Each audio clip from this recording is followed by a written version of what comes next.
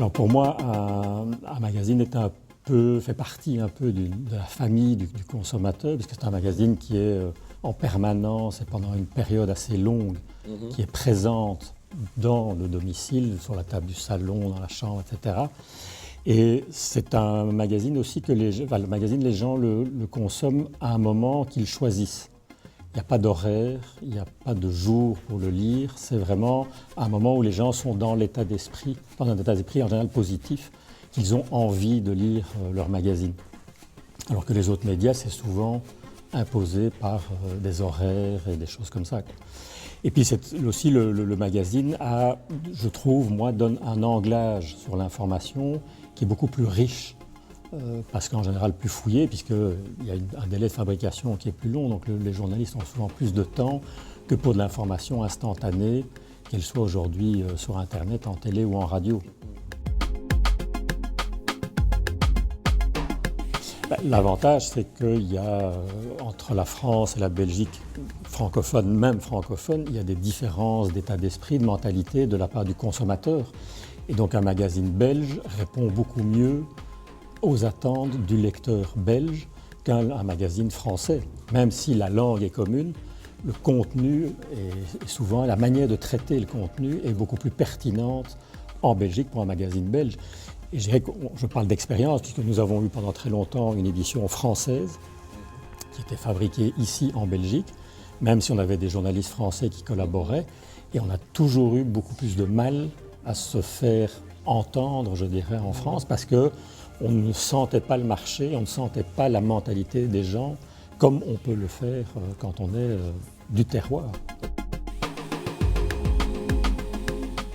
C'est quand il y a eu aussi cet accord au niveau national avec la TVA à 0%, quel que soit le support, qu'on s'est dit, bon, maintenant on peut y aller.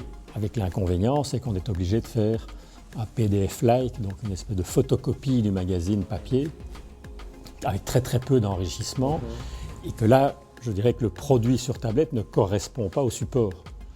Un support tablette devrait être beaucoup plus interactif, et que, on a des équipes qui travaillent sur un projet, mais qui serait une évolution à ce moment-là du ciné-télé-revue papier, avec beaucoup plus d'enrichissement, mais qui à ce moment-là pourrait justifier peut-être une différence de prix de vente. Ouais. Mais qu'aujourd'hui, ça ne nous semblait pas un peu trop compliqué d'abord à réaliser. Et puis on voulait d'abord être présent, parce que je pense que la tablette, pour un lectorat plus jeune, est un support du futur, et que donc il fallait y être d'une manière ou d'une autre.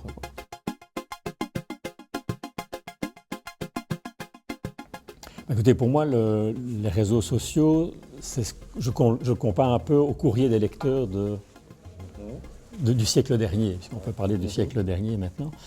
Mais c'est clair que les réseaux sociaux permettent justement d'avoir cette interactivité avec le lectorat, de savoir beaucoup plus vite ce qu'ils aiment, ce qu'ils n'aiment pas, ce qu'ils ont envie d'entendre ou de lire. Et donc ça permet une interactivité, non pas avec le magazine en direct, mais avec l'équipe rédactionnelle qui, elle, à ce moment-là, s'en sert beaucoup pour le contenu du magazine. Et il y a un espèce de renvoi d'informations, c'est un jeu un peu de ping-pong entre le magazine et ses lecteurs, les lecteurs réagissant, et puis ils voient quelque chose dans le magazine, ça leur donne des idées, ça les fait réagir également. Et donc il y a cette stimulation entre les deux. On a collaboré avec Star TV pendant 1 an, où on a fourni 100% du contenu images. Et puis l'année passée, pendant 1 an et demi, on a travaillé avec la RTBF, où on a fourni les images de l'émission Flash.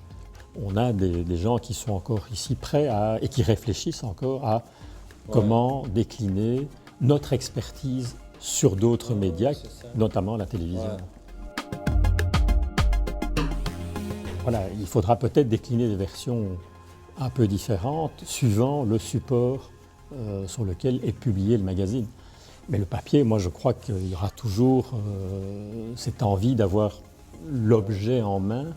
Simplement, le contenu devra être adapté au délai de fabrication, alors que sur une version numérique, aujourd'hui tablette, mais demain peut-être autre support, il faudra être mis à jour tout le temps, quoi. d'une seconde à l'autre, il faudra donner de l'information évolutive, alors que le magazine sera peut-être plus en recherche, en profondeur au niveau de son contenu, quoi.